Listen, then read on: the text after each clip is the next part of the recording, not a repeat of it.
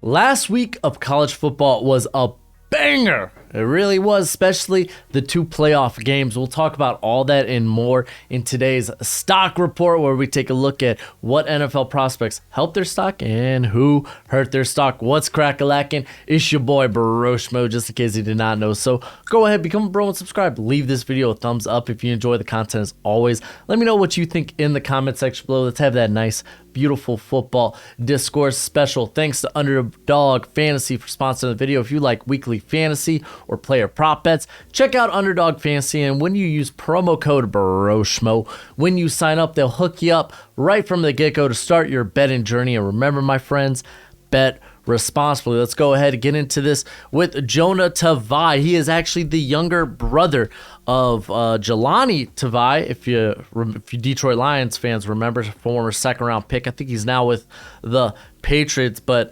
Tavai was in an interesting game there, the Hawaii Bowl against Middle Tennessee, where both teams combined for negative 11 rushing yards. Yeah, no one was running the football, but Tavai was very good with 5 pressures, 2 sacks.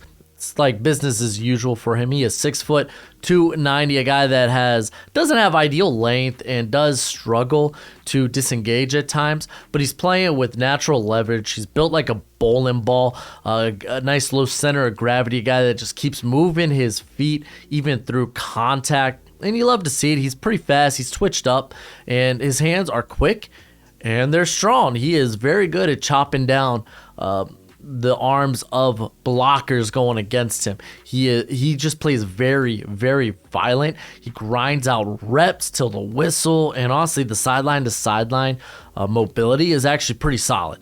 It really is with him. He has a lot of prowess as a pass rusher and plays very well against the run. But again, length and that overall size might be a concern for some teams. And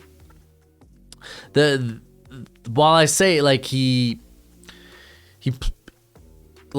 plays violent and you can see strong hands, he doesn't always play with power. There are times where he will get mowed down by offensive interior linemen, but this dude had a stellar year at San Diego State. 68 pressures, 12 sacks. I believe that 68 pressures is 7th right now in college football in terms of pressures, and that's among all defensive players, and then he's second among interior prospects. So that's pretty darn solid, man. He's gonna be this like mid-day 3 guy that teams are gonna take a good look and be like, man, we just want a really good football player along the trenches, and they're gonna be like, you know what, let's get us some of this. Next on the list I have is KARL Brooks, defensive lineman from Bowling Green. If you've been around the channel for at least the past few weeks, you've heard this guy's name brought up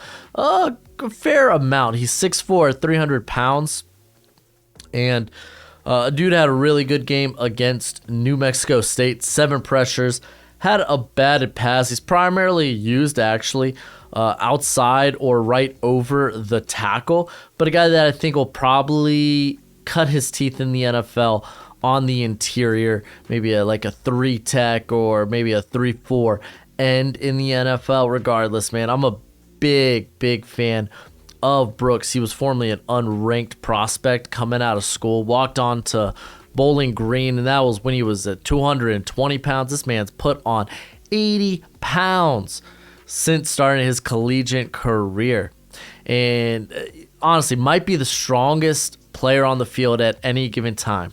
Really, like, he doesn't necessarily look 300 pounds where he's listed at, but still, like, this guy's at least 280, 285, moves pretty darn well.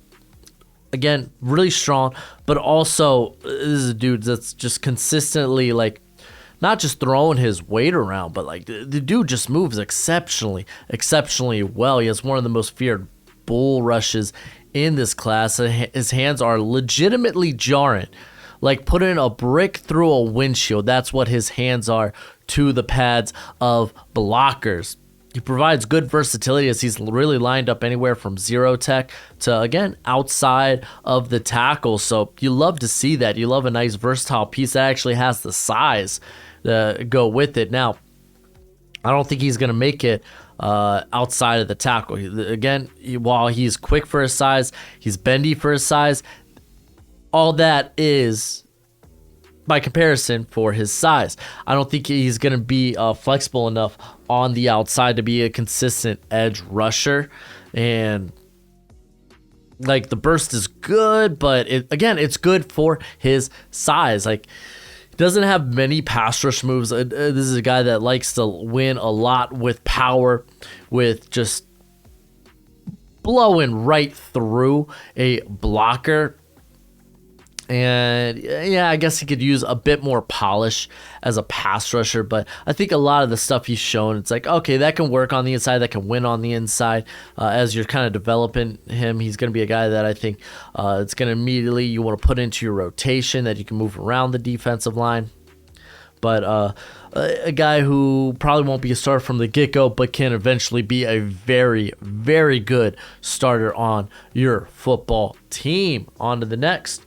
We got Lonnie Phelps out of Kansas, played in the Liberty Bowl against Arkansas. There weren't a lot of, I would say, NFL prospects for this season. A lot of the guys in this game have decided to return. Like, we could talk about KJ Jefferson and such. But Lonnie Phelps was a guy I've been raving about for a larger part of the year. Had a good game here against Arkansas. 4 tackles, 6 pressures, and a tackle for loss. He is 6'3", 245. You know when this guy's on the field because he's got the Predator dread, so you know exactly where he is and where he's coming from. Huge fan of this cat. Let me just scroll this sucker down. And honestly, I wish he had a more impactful year in his first year as a starter, but like, he really ran hot and cold throughout the whole season, as you would have some games like you could go to like the Texas game where he only was on the field for like 10 pass rushing snaps, only played 35 snaps in that game. Against Oklahoma, he was coming off injury, so only played a little bit. But then against TCU, man, didn't exactly have the best outing. It was a guy that was consistently getting in there in the backfield as a run defender, but wasn't consistently getting home as a pass rusher. Though a lot of that game, Max Duggan was getting the ball quick out of his hands. I believe we actually did a live stream of that game. But Phelps is a former transfer from Miami, Ohio, where the Redhawks never started this guy. I think he had one start in his like 3 seasons at Miami, Ohio, which is like just stupid, really. Especially when you consider in 2021 he led the Redhawks in sacks and pressure despite not having a start. It was just kind of wild to me, but I really like how he played this year at Kansas. This is a dude that just flies off the edge with a lot of juice, a lot of explosiveness, really good at turn speed to power. He works leverage exceptionally well. And you could just mow down larger guys, as you could go back to his Miami, Ohio tape game against Michigan, where he was just mowing down interior linemen. It was just stupid impressive. He had one of the best pass rush win rates in 2021. And, well, yeah, it wasn't like it wasn't nearly as explosive as I expected. It's still a pretty solid season for him. And to see that, while he didn't do it consistently against Power 5 talent, to see that he did do it here and there, I think still went a long way. And I honestly, probably my biggest concern with him is in the run game, trying to make tackles out in space. But still, big fan of Lonnie Phelps. We're going to go to the offensive side of the football with Keaton Mitchell, running back at ECU. Honestly, might end up returning, but I don't know, man. I feel like he doesn't really have much reason to return. Had a really stellar game against Coastal Carolina in the Birmingham Bowl. That game, Grayson McCall actually got hurt early on, and I think played a big indicator of him deciding to return to Coastal Carolina instead of exploring the transfer portal. The cat that I probably really should be talking about is Holton, Allers, the quarterback for Eastern Carolina, who had a banger game, but I've really only seen him in this game. He's not a guy that I actually have an eval on, so I couldn't really tell you much about him, or at least with a lot of confidence. But I could tell you about Mitchell because, man, I've been watching this cat for a large part of, or at least for the second half of the season. He is just got his second 1,000-yard rushing year. He had 1,100 rushing yards in 2021. He had over 1,300 this season, eclipsed 10-plus touchdowns this year. You'll love to see it. He is 5'9", 184. Yeah, the dude's fast. He was clocked back in high school running a 4.3 40-yard dash. So I think he's going to be one of the faster guys there at the combine, if he decides to come out. But the dude's got blazing speed, just filthy quicks, like out in space. He is probably one of the scariest backs in the country. I love the suddenness. I love the stop-start ability. I love how nimble he gets between the tackles. And, for a smaller back, he's actually exceptionally already good at, even further minimizing his, surface area going between tackles. He's just hard to put a hand on and even a clean hit on. Good vision, very light on his feet. He was one of 3 backs in college football with over 64 missed tackles on less than 180 carries in 2021 or 2022, excuse me. So you love to see that. Most backs had 60 plus carries compared to him. He also led all college football running backs in runs of 10 plus and 15 plus yards. So again, legit home run threat that is just dangerous if he can see light. He's going to be dangerous in the passing game in terms of swings, screens, wheels, and such. He showed return ability in high school, and something that I think Eastern Carolina could have probably used more of during his collegiate career, but it is what it is. Obviously, size is kind of the biggest concern with this cat. It really is. Won't be a bell cow. There will be concerns with his longevity in the NFL, but I mean, honestly, in today's NFL, you don't really have too many bell cows at running back, and teams are fine with running back by committee. So, yeah, there's that. I will say he doesn't have the most natural ball skills as a receiver, but again, if you could just get it to him out in space, then he's dangerous. He's liable to go to the house any given day. I think he could sneak into day 2. Watch out for Mitchell. Next, we got Jamie Robinson out of Florida State, another cat we've talked about quite a bit on the channel. 5'11", 203, had a banger game against Oklahoma. He was all over the place. He also got a little banged up in the game, but 13 tackles in the Cheez-It Bowl, 3 pressures, had a sack. He only allowed 1 reception that went for 8 yards in the game, and the dude was everywhere. I think he's going to be one of these guys you probably likely want to play in the slot or in the box, but he's shown that he can play split high a lot there at Florida State. This is probably one of my more favorite early day 3 selections in the draft. He's just a good athlete who just comes downhill with a head of steam. I think he's got good change of direction. And I think, honestly, he could be a legit center fielder. It's just, I think his decision-making back there's a lot of high risk, high reward in his mentality as a center fielder. But again, put him in split high. Put him coming down into the box. Throw him at slot a couple of times, and you're getting a very, very good player. He was a solid tackler this season, 7.4 missed tackle rate, which is pretty solid for a defensive back. But I do say this year was his first year actually playing more of a traditional safety role. He's really been a slot for a majority of his career, dating back to South Carolina. So there is that. There is his route recognition. He has problems trusting his eyes sometimes. Again, and I think that's more detrimental if you're going to play him more as a center fielder. But I really like this cat inside the slot in the box where he can make use of that his short area quicks, his change of direction, his tackling ability, the physicality and aggression that he does play with. I will say he was in the past. He's been prone to penalties while playing in the slot, but this year he's been exceptionally solid and has had a very good season. All right, I got LAIATU out of UCLA playing off at the edge. Was in the Tony the Tiger Sun Bowl there against Pittsburgh. Pittsburgh driving down the field, getting the game-winning field goal at the end of that to upset. I think it was a bit of an upset of UCLA, but he is 6'4", 265, has had a remarkable year. Really has.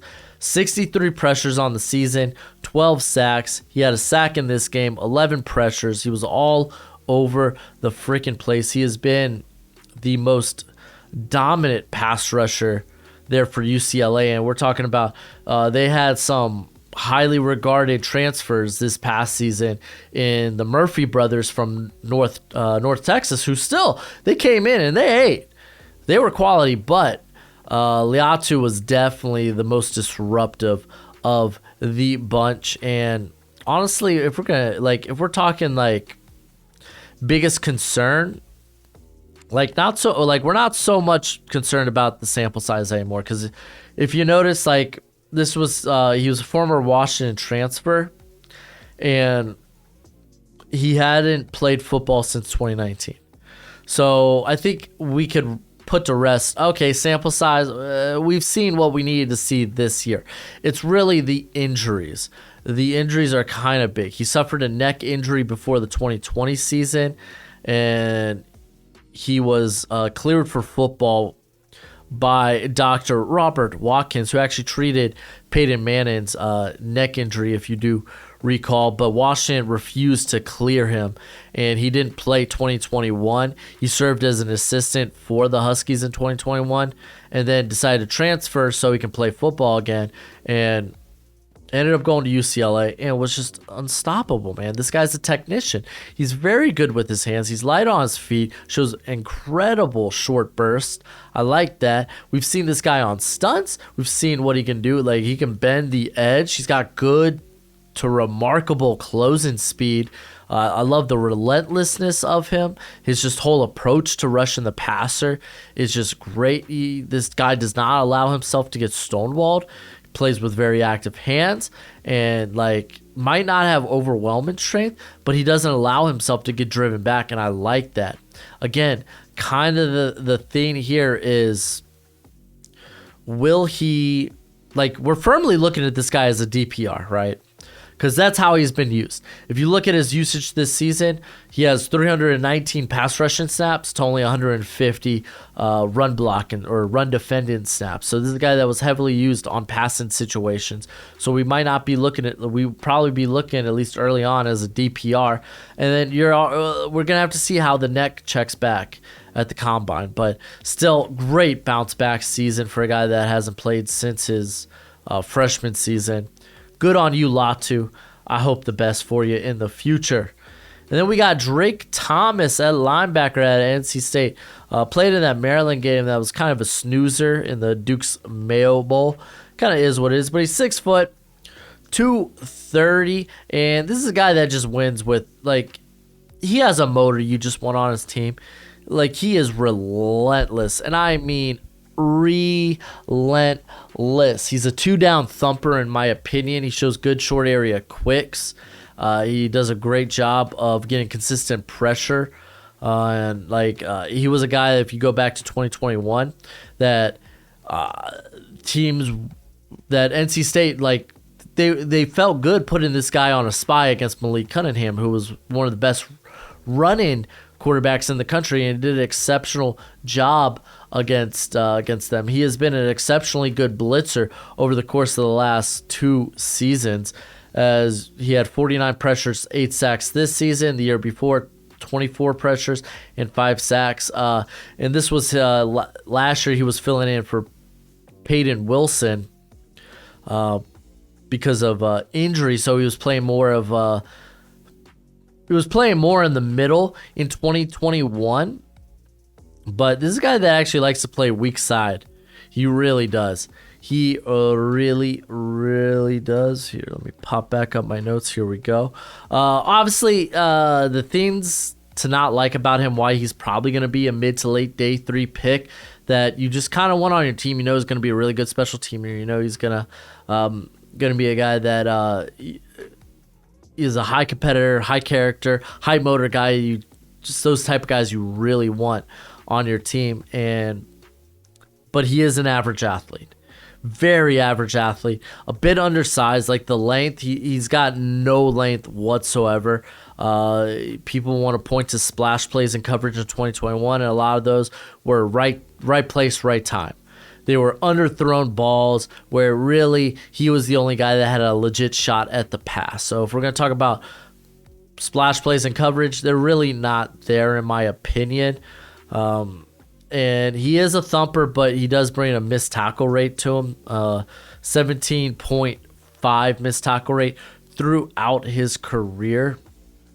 And a lot of that is just how violent and aggressive he is as a blocker. But again, a dude that I could see going in the mid to late rounds that you just want on your football team. Has had a very good season there.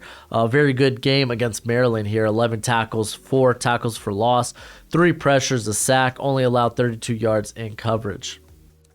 And then we're going to go to the Sugar Bowl with Brian Branch. Yo, let's talk about this guy as a top 20, top 15 prospect. Let's do it. This dude had a fabulous game against Kansas State. He was everywhere on the field. 12 tackles, 4 tackles for loss. He had a pressure. He had an interception. Can we start talking about this guy in the top 20, top 15 legitimately?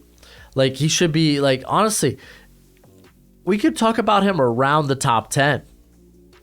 Let's do it. Like, he's 6 foot, 193.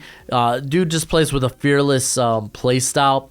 Like, he's one of the most sure tacklers in all of college football. 3% missed tackle rate this season. We've seen the ball skills come back this year as he has 6 pass breakups and 2 interceptions on the season. He accelerates into contact. Like, again, I love this guy's physicality, his throw caution to the wind mentality. Like, he's displayed ball skills this season. He's been doing it from multiple positions. He plays that star role at Alabama, so he's playing a lot in the slot. But he is a guy that has played a lot in the box. He's played a little bit deep. That's a thing here.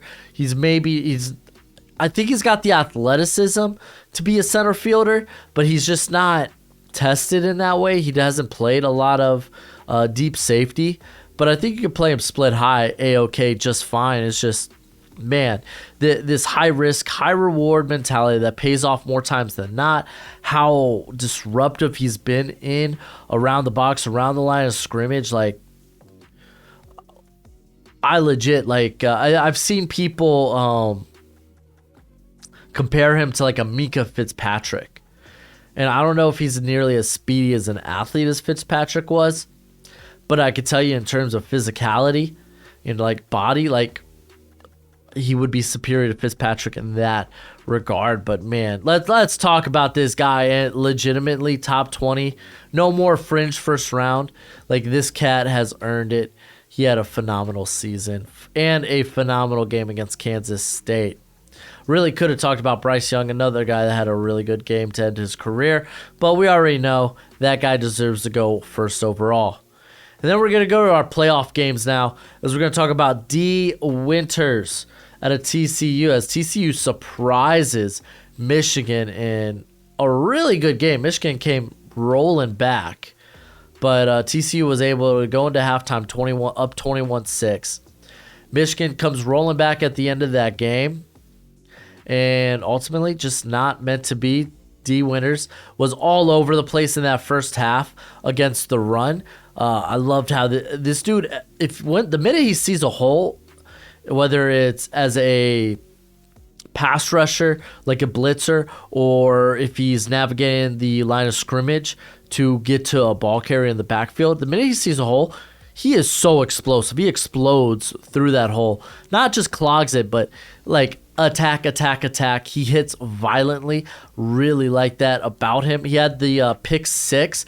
To be fair, it was more so a bad read. Like JJ McCarthy should have saw D Winters in that area. Like where he was throwing to was literally where D Winters was.